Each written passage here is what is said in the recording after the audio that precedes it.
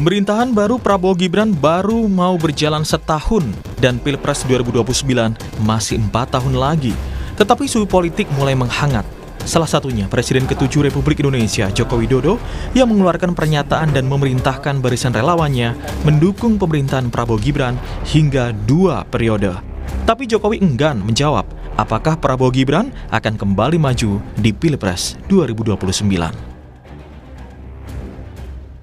Ya memang sejak awal saya perintahkan seperti itu untuk mendukung pemerintahan Pak Presiden Prabowo Gibran 2 periode.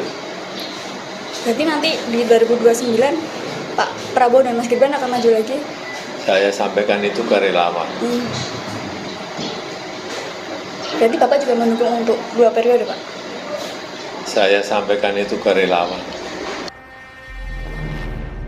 Bagi relawan Jokowi, seruan tersebut adalah upaya Jokowi untuk menjaga agar pemerintahan Prabowo Gibran jangan sampai pecah di tengah jalan karena bisa menimbulkan goncangan politik. Nggak ada yang salah yang disampaikan Pak Jokowi. Soal kita diinstruksikan mendukung pemerintahan Prabowo Gibran itu kan karena Pak Jokowi sangat sadar bahwa pemerintahan presiden dan wakil presiden itu satu paket utuh yang nggak boleh dipecah di tengah jalan, karena ketika dipecah di tengah jalan itu akan menimbulkan gejolak-gejolak bom waktu politik yang membuat energi bangsa ini akan hilang, capek mengurusi dinamika politik yang lepas dari kontrol. Sehingga maksud baik dari Pak Jokowi adalah tolong dibantu program-program pemerintah Prabowo Gibran sampai selesainya, ya. Kalau 2 periode ini kan kita lihat dinamika ke depan. Direktur Eksekutif Carta Politika Yunarto Wijaya menyayangkan pernyataan Jokowi karena masih terkesan berambisi untuk mendukung anaknya dalam lingkaran kekuasaan. Bahkan Yunarto membandingkan Jokowi dengan SBY dan Megawati sebagai sosok negarawan. Yang disebutkan oleh Pak Jokowi bukan mendukung pemerintahan Prabowo, tapi pemerintahan Prabowo Gibran 2 periode. Dan artinya ini kan tidak salah kalau ada yang menangkap Pak Jokowi selain berbicara mengenai dukungan terhadap Presiden Prabowo, tapi juga sedang mendukung anaknya dan ingin kemudian mempertahankan kekuasaan anaknya. Buat saya menyedihkan, buat seorang mantan presiden yang seharusnya sudah menjadi seorang statesman, negarawan, yang bicaranya kalau kita lihat Pak SBY itu diundang ke luar negeri berbicara mengenai climate change, berbicara mengenai disrupsi AI, atau yang terjadi juga dengan Ibu Mega, misalnya diundang di Vatikan berbicara tentang keberagaman. Ini yang menurut saya sangat disayangkan dari seorang mantan presiden 2 periode yang kita harapkan ada pada tahapan seorang negarawan, tapi kemudian masuk kepada wilayah perbincangan mengenai elektoral, transaksi kekuasaan. Yunarto juga berpesan untuk para relawan Jokowi untuk memprioritaskan kegiatan yang lebih penting pada masyarakat. Ini buat teman-teman relawan, mulailah sebuah budaya untuk kemudian memberikan kontribusi sesuai dengan apa yang bisa dipikirkan bersama melalui risetkah, melalui advokasikah. Jangan terus-menerus menempatkan diri menjadi domba-domba yang mau diperintah apapun oleh junjungannya. Berbicara Pilpres dari 2014 hingga 2024 yang mensyaratkan perolehan ambang batas pencalonan presiden berdasarkan perolehan suara parpol nasional, diketahui tahun 2014, 20% suara ada 2 pasangan calon. 2019, 25% suara sah nasional dengan 2 paslon, dan 2024, 25% suara nasional dengan 3 paslon. Namun MK memutuskan ketentuan ambang batas pencalonan presiden atau presidential threshold dihapuskan untuk Pilpres 2029 mendatang. Artinya, semua partai politik peserta pemilu berhak mengusulkan pasangan calon presiden dan wakil presiden. Dan apakah nantinya Prabowo akan bergabung kembali dengan Gibran di Pilpres 2029? Hingga kini belum ada kepastian. Publik pun menunggu komunikasi dan sikap partai politik untuk mengusung siapa calon yang dianggap kuat dan berpotensi memenangkan Pilpres 2029. Apakah mereka berkoalisi atau mengusung calonnya masing-masing? Tim Liputan, Kompas TV.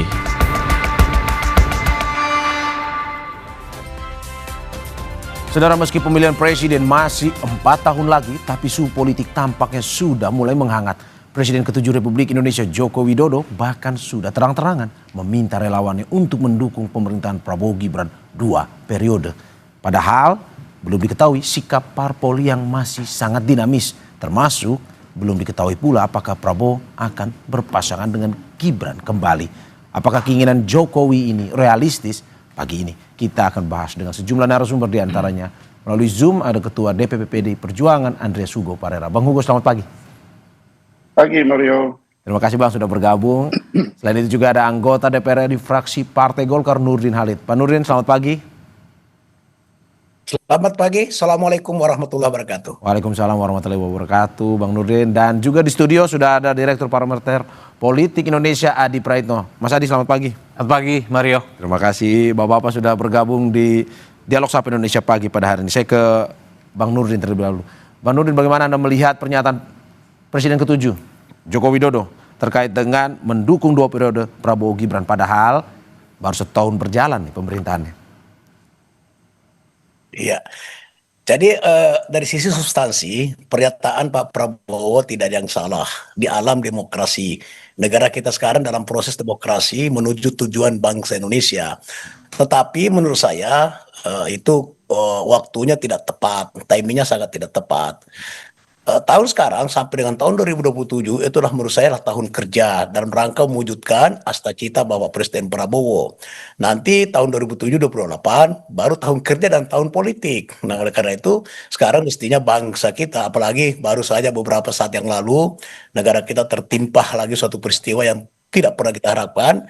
Oleh karena itu tentu Pak Prabowo sekarang ini konsentrasi untuk memulihkan kehidupan berbangsa dan bernegara dalam rangka mewujudkan proses pembangunan yang mampu menciptakan kesejahteraan masyarakat, kesejahteraan umum, bukan kesejahteraan orang per orang. Oleh karena itu sebetulnya para tokoh bangsa termasuk Pak Jokowi seharusnya sekarang ini adalah justru mendorong rakyat untuk melakukan kegiatan-kegiatan yang produktif yang berkaitan dengan pencapaian kinerja pemerintah dalam rangka mewujud nyatakan daripada cita Bapak Prabowo. Nah, oleh karena itu menurut saya kita tidak perlu sekarang melempar suatu pernyataan-pernyataan yang justru bisa mengganggu kehidupan perpolitikan kita. Nah, apalagi kan masih lama 4 tahun lagi. Nah, bagi Partai Golkar ya saya bisa menyatakan bahwa mendukung sepenuhnya pemerintahan Prabowo Gibran sampai tahun 2029. Nah, untuk 2009 seterusnya itu nanti kita bicarakan karena itu masih jauh. Jadi negeri ini kan demokrasi kita dibangun dengan multi partai. Bang Nurdin, Anda menganggap ini mengganggu sebenarnya pernyataan ini ya?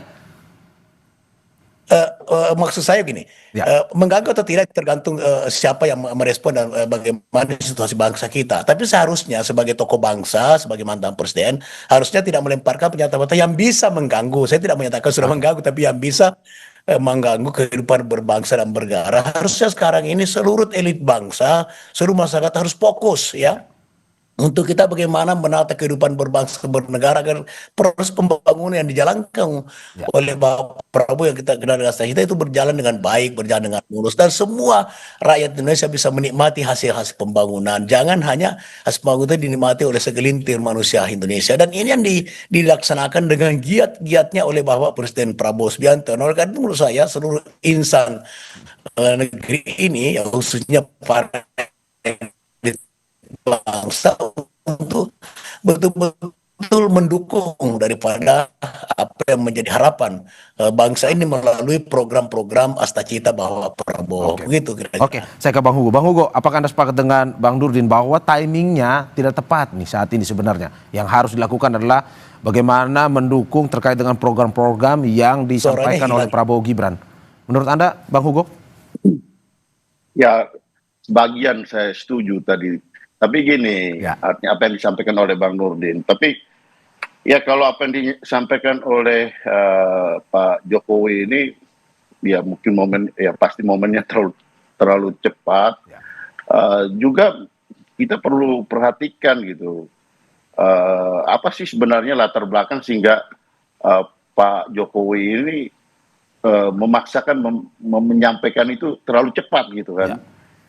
Ya kan kita lihat gitu situasi saat ini gimana ya serangan terhadap Pak Jokowi sendiri soal ijazah, kemudian Gibran juga akhir-akhir ini dipersoalkan soal ijazahnya. Ya, sehingga ini perlu ada mekanisme escape mechanism gitu ya. Mekanisme penyelamatan sehingga ya untuk meyakinkan, mungkin artinya ini analisa kita terhadap apa yang dia sampaikan gitu. Memaksakan cepat ini kan tentu ada latar belakangnya, ada dasar. Kita tahu Pak Jokowi ini kan sangat sangat cerdik dalam berpolitik dengan pengalaman kita di periode yang lalu, kemudian dalam perjalanan sekarang.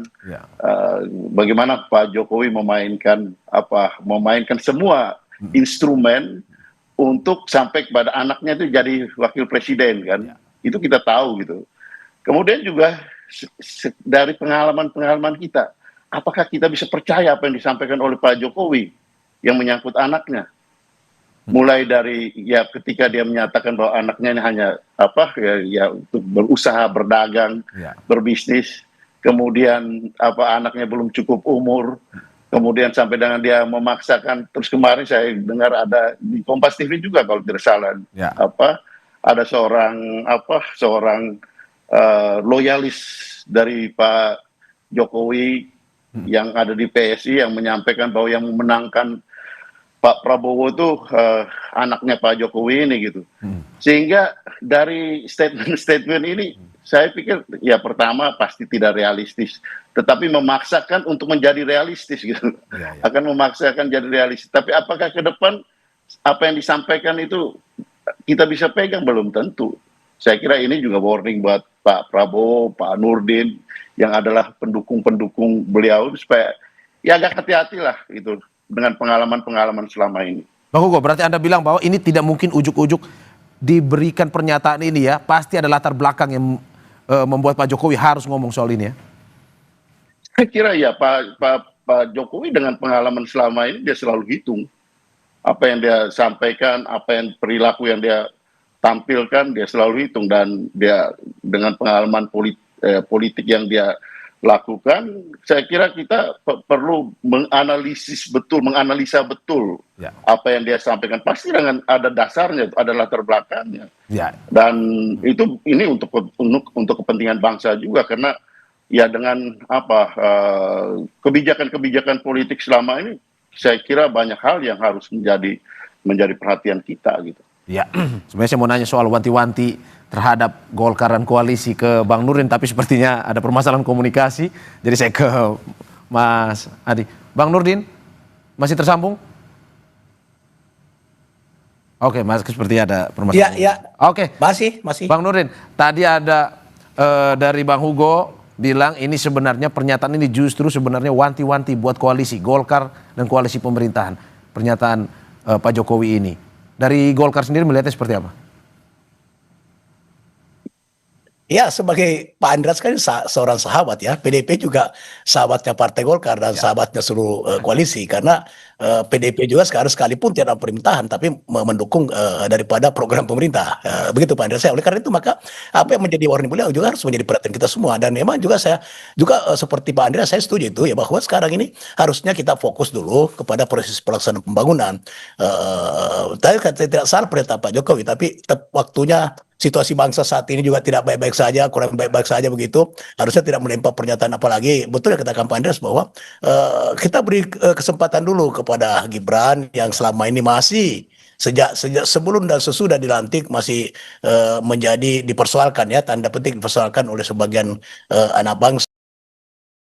Maka harusnya Gibran itu sekarang ini justru sebagai orang tua Pak Jokowi, saya menghimbau justru mendorong Pak Gibran untuk melaksanakan tugas secara efektif, produktif ya. Bagaimana bisa mendampingi Pak Prabowo dan menyebutkan programnya, kemudian akan menjadi penilaian daripada bangsa kita bahwa ternyata Gibran punya kualitas, punya kapabilitas, sehingga nanti 2029 bisa diharapkan lagi oleh masyarakat, karena nanti ada situasi yang sangat berbeda antara tantangan jauh berbeda, situasi jauh berbeda antara Pilpres 2024 dan Pilpres 2009 ya. Contoh Mahkamah Konstitusi telah memutuskan tadi yang telah sampaikan bahwa nanti 0% daripada persyaratan untuk menjadi calon presiden. Nah, tentu nanti para elit partai atau koalisi partai yang ada sekarang itu juga belum tentu bisa mendukung sepenuhnya daripada atau mencalonkan daripada pasangan ini. Bisa saja Partai Golkar tentu insya Allah pasti akan mencalonkan Pak Prabowo. Tapi wakilnya tentu melihat keadaan, melihat kondisi, melihat tantangan bangsa kita, serta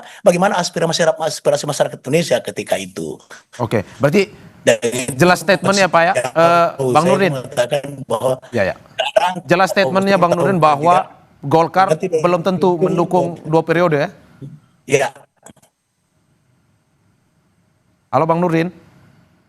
Oke, sepertinya masih bermasalah komunikasi. Saya ke mendukung Pak Prabowo ya, mendukung Pak Prabowo, tapi mendukung pasangan ini, mendukung Pak Prabowo insya Allah pasti. ya. Ya. Oke. Ini menarik sebenarnya Bang Nurdin, tapi masih bermasalah komunikasi. Saya ke Mas Adi. Mas Adi. Jadi saya ulangi bahwa Partai Oke, Golkar Bang Nurdin. dukung Pak Prabowo. Ya. Calon presiden akan datang itu. Oke. Mas Adi, bagaimana Anda menanggapi ini bahwa ini sudah ada beberapa statement tidak sesuai timing, masih lama, harusnya memikirkan bangsa sebenarnya, apalagi dengan kejadian terakhir pun juga barusan Bang Nurdin bilang bahwa ya belum tentu juga partai mau mendukung pasangan ya Prabowo ya, tetapi pasangan Prabowo Gibran belum tentu juga. Ya, saya kira begini Mario, tergantung bagaimana cara pandangnya melihat pernyataan dari Jokowi. Jadi bagi pihak-pihak yang terasosiasi dengan Jokowi pasti ini dianggap sebagai sebuah langkah politik yang taktis strategis. Di tengah semua pihak mungkin sedang fokus melakukan pekerjaan-pekerjaan terukur, tapi Pak Jokowi sudah berpikir bagaimana 2029 sudah berpasangan dengan Pak Prabowo kembali, terutama Mas Gibran Rakabuming Raka. Ini kan semacam warning bagi siapapun bahwa Belanda itu tidak jauh, tapi Belanda sudah dekat. Sekalipun bahwa sudah tinggal 4 tahun 2 bulan menuju Pilpres 2029. Tapi kan ada juga pihak yang kemudian cukup menyayangkan, kenapa sih harus dibicarakan kerja dulu, dibuktikan dulu, baru kemudian bicara tentang kepentingan politik elektoral di 2029. Itulah yang saya sebut sangat relatif bagaimana cara posisi duduknya dalam melihat persoalan-persoalan ini.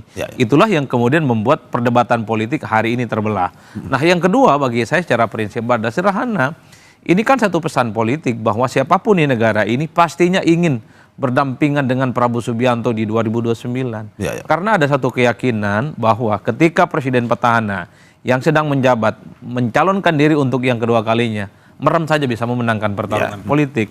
Rumus dasarnya siapapun nanti yang bisa mendampingi Pak Prabowo di 2029 sangat mungkin di 5 tahun selanjutnya dialah yang kemudian akan menjadi presiden. Dia punya insentif, dia punya networking, punya popularitas, punya elektabilitas. Itulah yang saya sebutkan. Di 2029 sebenarnya adalah soal pertarungan siapa yang akan mampu berdampingan dengan Pak Prabowo Subianto. Bukan hanya Mas Gibran, saya hakul yakin ketua umum partai yang hari ini menjadi ketua umum partai plus jadi juga menjadi menterinya Pak Prabowo Subianto juga punya intensi dan punya keinginan untuk bisa maju. Cuman mereka itu tidak sevulgar yang seperti kita saksikan dalam belakangan ini. Oleh karena itu bagi saya persoalan posisi cawapres ini yang saya kira akan menjadi rebutan oleh berbagai begitu banyak pihak di 2029 nantinya. Itulah yang saya kira kenapa persoalan duet 2 periode antara Pak Prabowo dan Gibran ini menjadi sesuatu yang agak panjang. Dalam konteks Pak Prabowo-nya 2 periode nggak ada persoalan. Saya kira semua welcome. PDIP kelihatan juga sangat happy dengan itu, tidak terlampau mempersoalkan. Begitupun misalnya dengan kawan-kawan Golkar, bukan hanya insya Allah, tapi sepertinya hakul yakin bersama kembali dengan Pak Prabowo. Tapi kalau persoalannya berduet dengan Gibran untuk kedua kalinya, kan banyak yang bilang nanti dulu, Belanda masih jauh kalau soal itu. Inilah yang saya kira wajar kalau kemudian seperti Golkar, PDIP dan partai-partai yang lain, saya juga membaca intensi mereka, persoalan proposal politik ini belum tentu akan terjadi. Karena saya kira persoalan apakah duet ini akan terjadi untuk 2 kalinya sangat tergantung pertama Pak Prabowo Subianto, yang kedua adalah partai-partai pengusung nantinya. Elitlah yang akan menentukan apakah proposal 2 periode ini akan terwujud ataupun tidak. Kalau menyepakati, apa boleh buat. Ini barang akan landing. Tapi pada sebaliknya, kalau proposal politik ini tidak disetujui, elit-elit pengusungnya nanti tidak akan bersepakat, tentu akan bubar jalan. Kan saya kira di situ konteksnya. Tapi Mas Adi, apakah seperti yang dibilang Bang Andre tadi, mungkin saja dengan permasalahan komunikasi yang kalau kita lihat selama ini ada banyak prediksi bahwa ada mungkin komunikasi yang belum terjalin hangat nih antara Prabowo Gibran dilihat dari kejadian-kejadian sebelum ini, dan juga ada isu-isu terkait dengan ya ijazah pemakzulan. Apakah mungkin membuat ini akan semakin pasangan Prabowo Gibran ini hanya khayalan di 2029? Tapi sebelum Anda menjawab, kita saksikan usai jeda berikut. Terima kasih masih di Sapa Indonesia Pagi, saudara, bersama saya Maria Saron dan sejumlah narasumber saya. Melalui Zoom ada Ketua DPP PDI Perjuangan Andreas Hugo Parera, selain itu juga anggota DPR RI fraksi Partai Golkar Nurdin Halid, dan di studio bersama Direktur Parameter Politik Indonesia Adi Praitno. Saya kembali ke Mas Adi. Mas Adi, apakah kalau Anda melihat dengan pernyataan Pak Jokowi ini, karena ada beberapa hal yang memang mungkin melatar belakangi, misalkan kemarin isu ijazah Gibran, isu pemakzulan, pun juga komunikasi antara yang dibaca oleh orang seperti reshuffle kemarin, presiden tidak bersama wakil presidennya. Menurut Anda seperti itu atau bagaimana? Ya, saya kira memang secara prinsip siapapun di negara ini pasti ingin membangun hubungan yang cukup baik ya dengan Prabowo Subianto ya sebagai Presiden Republik Indonesia, bukan hanya untuk 5 tahun yang akan datang, tapi pasca 2029 sekalipun pasti siapapun punya intensi bisa berdampingan secara politik.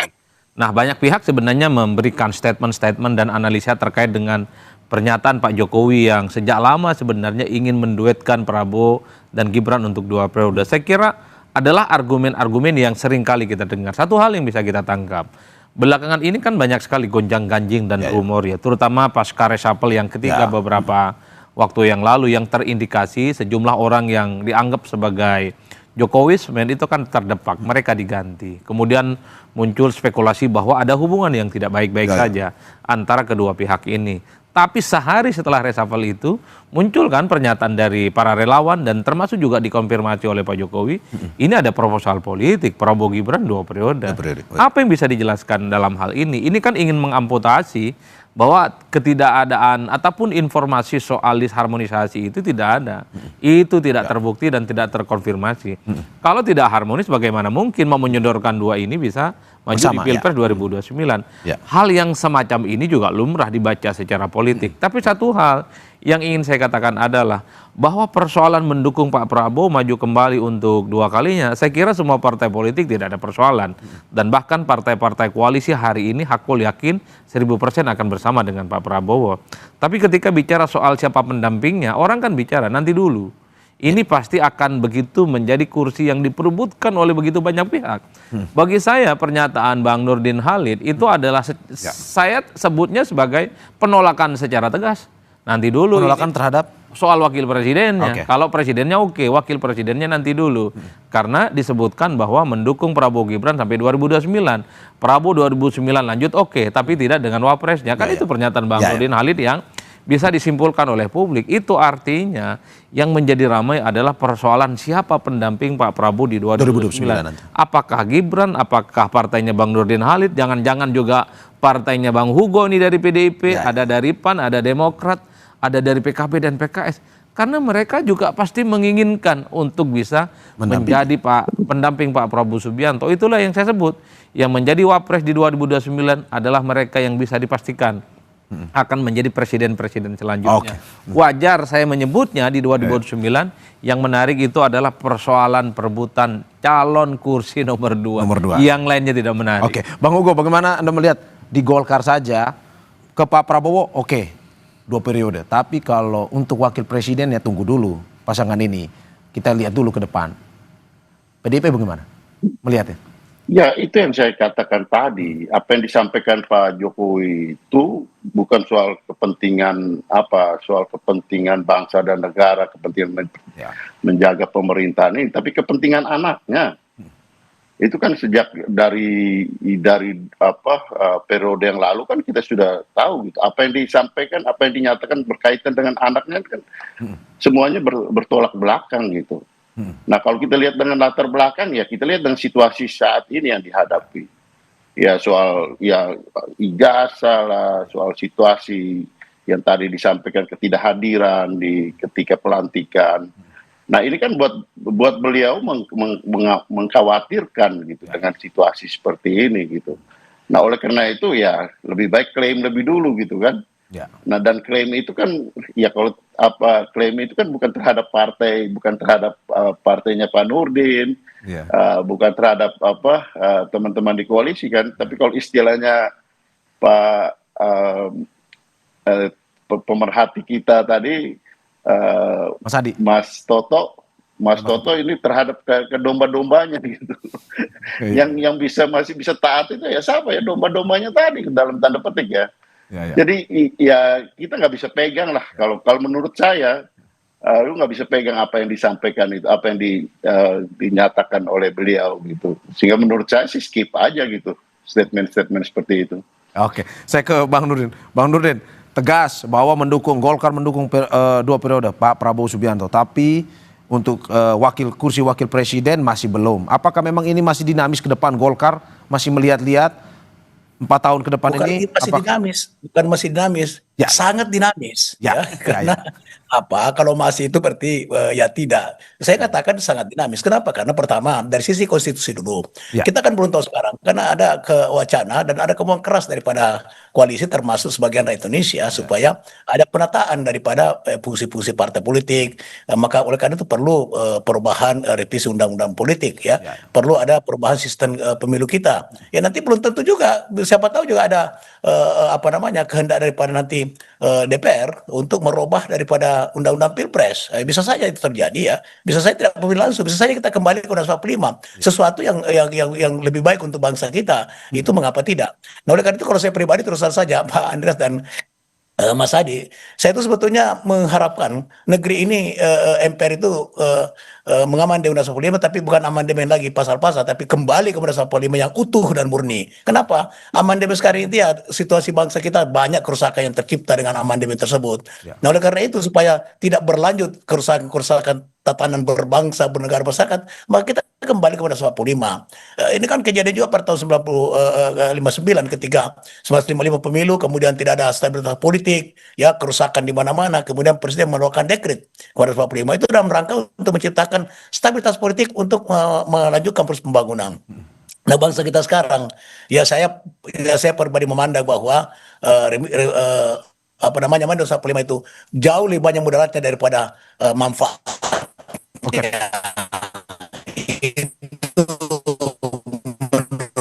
Oke, seperti yang saya.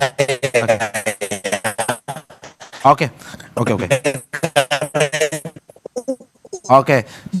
Saya kembali ke MPR bersidang kalau pemerintah bangsa merasakan bahwa ini lebih maslahatan daripada seluruh rakyat Indonesia, maka kita kemarin masih sangat dinamis. Oleh karena itu memang terlalu dini ada elit apalagi mantan presiden 2 periode membuat pernyataan tentang calon presiden itu.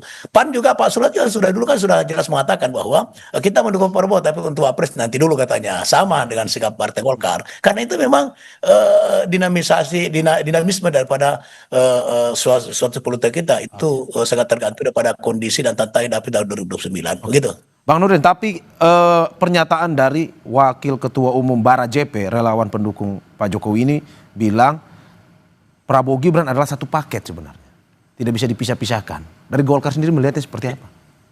Ya satu paket sekarang, satu paket nanti belum tentu. Kalau benar sekarang itu pernyataan Wakil Ketua Umum itu adalah betul sekali, itu satu paket. Itu tidak ada yang bisa menyangkal itu.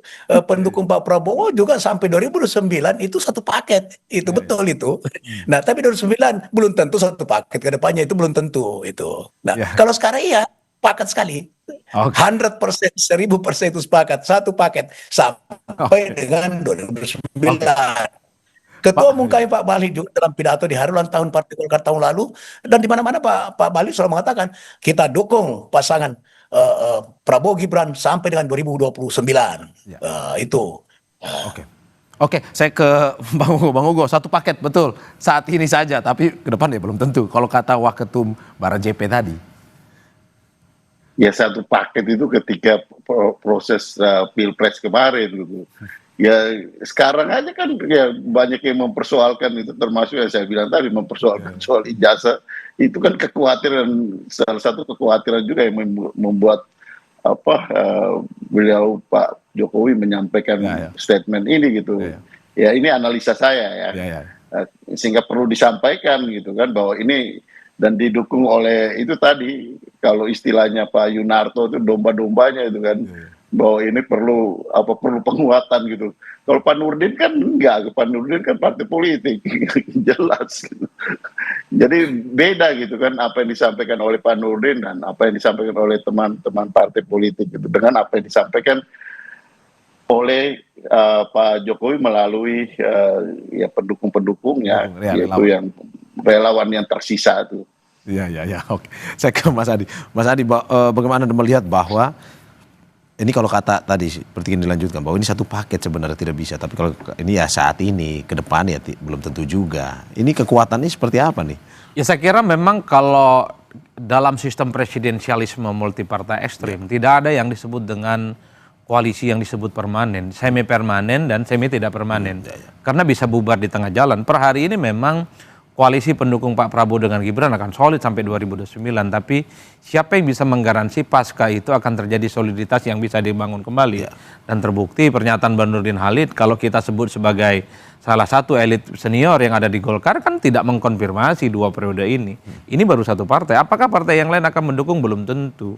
Karena sangat dinamis kalau kata Bang Nurdin. Bukan hanya soal sangat dinamis, ini bahkan sangat meleleh Mas Mario. Meleleh itu adalah bagaimana koalisinya bisa tanpa bentuk. Karena saya hakul yakin partai-partai pendukungnya Pak Prabowo hari ini saya kira punya keinginan juga untuk bisa maju berdampingan dengan Pak Prabowo seperti Demokrat, kemudian PKB, kemudian bahkan PDIP sekalipun kelihatan punya gestur untuk bersama dengan Pak Prabowo, karena per hari ini Pak Prabowo adalah petahana, maju kembali untuk yang kedua kalinya di 2029, saya kira akan relatif mudah untuk memenangkan pertarungan secara politik. Nah yang kedua perlu diuji adalah di negara ini pasca reformasi, di mana presiden dan wakil presiden dipilih secara langsung sejak 2004 sampai hari ini, belum ada pasangan capres dan copres yang 2 periode. Pak Yusuf kalah dengan PSB hanya sampai 2009, setelah itu Pak JK kemudian berhadapan-hadapan dengan PSBY. Begitupun sebaliknya kita tahu bahwa Pak JK dengan Pak Jokowi hanya 1 periode. Setelah itu Pak Jokowi berpasangan dengan Kiai Ma'ruf Amin.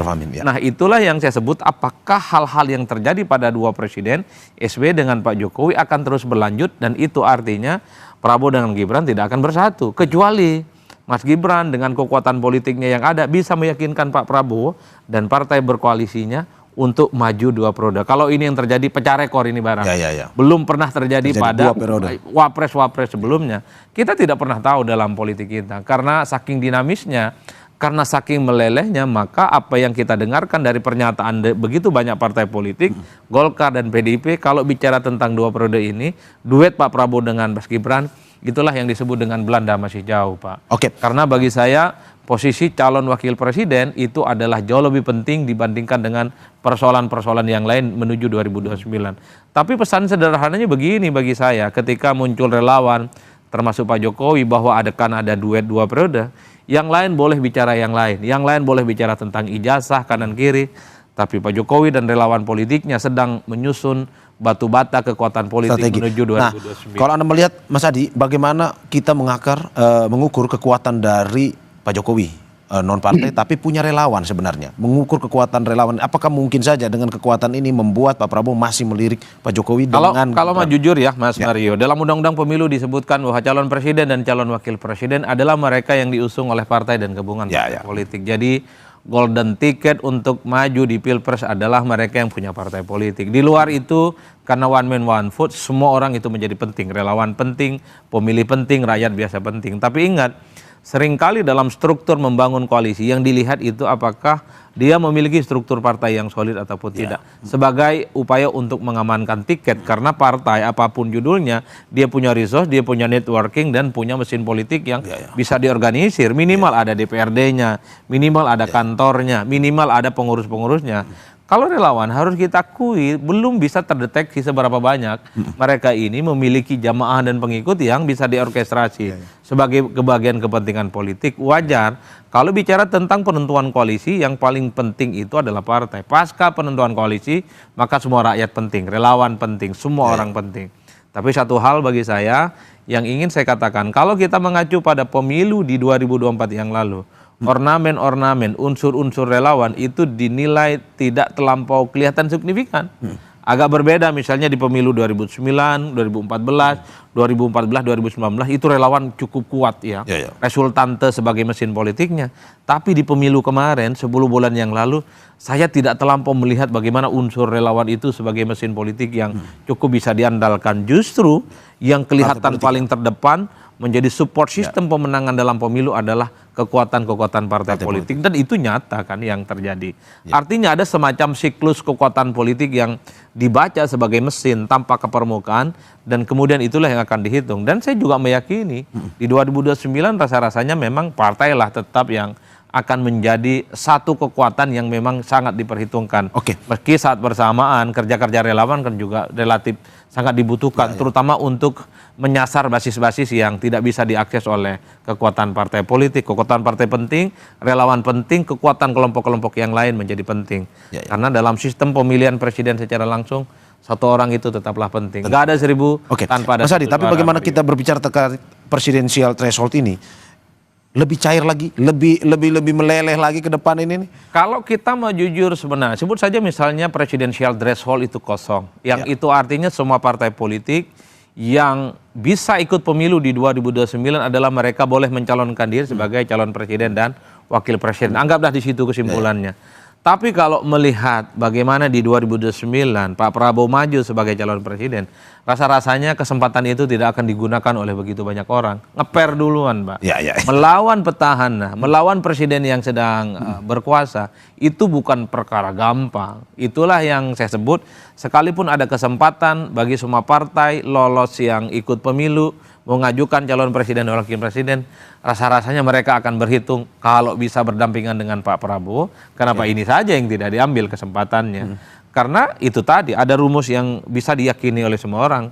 Presiden petahana, maju kembali, ya sebenarnya rileks-rileks saja akan relatif lebih mudah untuk memenangkan pertarungan. Sebelum saya ke Bang Nurdin, singkat saja Mas Adi, apakah mungkin dengan pernyataan Anda ini mau warning kepada Gibran bahwa ada relawan, tapi ya masuk ke partai politik ya lebih besar kesempatannya untuk bisa dapat tiket bertarung sebenarnya. Ya kan saya kira partai politik punya kalkulasi, kekuatan politik relawan itu. Mereka itu misalnya mengecek bagaimana di setiap struktur level kekuatan politik, provinsi, kabupaten, kota, RT, dan RW, bahkan tingkat desa-desa.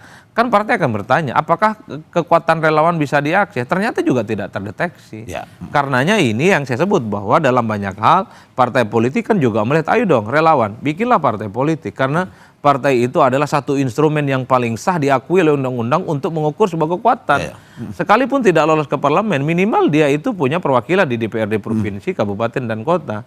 Dia itu punya jejaring, punya mesin politik. Itulah yang saya kira sebagai salah satu kritik, bahwa relawan kalau betul punya mesin, kalau betul punya jejaring, buktikan, ikut pemilu. Itu adalah menurut saya untuk mengukur sebuah kekuatan. Caranya adalah menjadi partai politik. Kalau tidak jadi partai, klaimnya banyak. Saya ke Bang Nurdin. Bang Nurdin, bagaimana Anda melihat bahwa mungkin saja untuk memuluskan rencana 2 periode ini, Mas Gibran, Wakil Presiden, bergabung dengan partai politik? Saya kira begini ya, sekarang kan masih ada resistensi terhadap Mas Gibran. Masih banyak yang mempersoalkan tentang kapasitasnya, kapabilitasnya maupun proses Oleh karena itu maka justru sekarang ini tantangannya bagi Mas Gibran bahwa bila masih ada keinginan, ya tentu ada keinginan karena Pak Jokowi sudah membuat pernyataan seperti itu.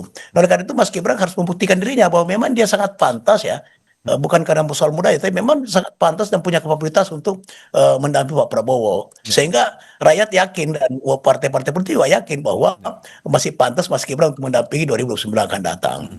Ada hal yang perlu saya sampaikan bahwa sesuai dengan penjelasan Ketua Umum Golkar Pak Bahlil dalam suatu kesempatan, beliau mengatakan bahwa sebetulnya di samping rezekinya Mas Gibran kemarin berpasangan dengan perlu ada suatu proses yang memang tidak lazim gitu. Ya sebetulnya kan Mas Gibran bukan prioritas utama waktu Pak Prabowo ingin mencalonkan seseorang sebagai presiden. Waktu itu kan Pak Prabowo mencalonkan seseorang di mana Pak Erlangga sebagai Ketua Golkar melakukan penolakan keras, bahkan mewacanakan untuk keluar dari koalisi. Nah itulah kemudian pemilihan Gibran itu adalah dengan tertutup, voting tertutup, dibagi ke kertas para partai koalisi, kemudian memilih siapa yang diharapkan. Di situlah Mas Gibran yang mendapatkan angka voting tertinggi. Nah, oleh karena itu kenapa Mas Gibran dipilih waktu itu oleh para partai sebagai perekat, ya, sebagai perekat. Nah, pertanyaannya apakah nanti 2009 bisa menjadi perekat? Belum tentu. Nah, oleh karena itu ini harus disadari oleh Pak Jokowi dengan seluruh relawannya, dengan Mas Gibran sendiri. Oleh karena itu ruang masih ada, peluang masih ada, tapi Mas Gibran sendiri yang harus menciptakan peluang itu, bahwa mereka 2009 masih pantas untuk menjadi pendamping daripada Pak Prabowo, masih pantas menjadi wapres. Di tengah-tengah masih banyak resistensi yang pribadi Mas Gibran itu. Tapi sebetulnya kalau ini justru harus dijadikan tantangan bagi Mas Gibran. Dia harus mampu meminimalkan sekaligus menjawab daripada resistensi daripada sebagian besar masyarakat Indonesia. Oke, saya ke Bang Hugo. Bang Hugo, closing statementnya apa sebenarnya dengan pernyataan seperti 2 periode Prabowo Gibran ini? Jika timingnya tidak pas, apa yang seharusnya disampaikan oleh Pak Jokowi sebenarnya terkait dengan pembangunan bangsa ini, yang lebih baik disampaikan itu atau apa pernyataan menurut PDIP sebenarnya? Ya, saya kira terus terang itu, saya nggak bisa pegang apa yang disampaikan oleh Pak Jokowi itu sebagai sesuatu yang untuk kepentingan bangsa gitu. Karena udah kelihatan gitu dari perjalanan politik selama ini itu kan lebih banyak untuk kepentingan lingkarannya, terutama kepentingan anaknya gitu. Dan saya kira ini juga warning buat yang memberikan dukungan kalau berpikir dalam konteks kepentingan bangsa gitu. Karena beliau dengan gestur politiknya selama itu tidak berpikir untuk kepentingan bangsa gitu, tapi untuk bagaimana menjaga kekuasaan yang ada, kemudian juga melanjutkan kekuasaan itu gitu. Saya kira nasihat dari Pak Nurdin tadi itu bagus gitu untuk semua yang lain gitu. Saya kira itu.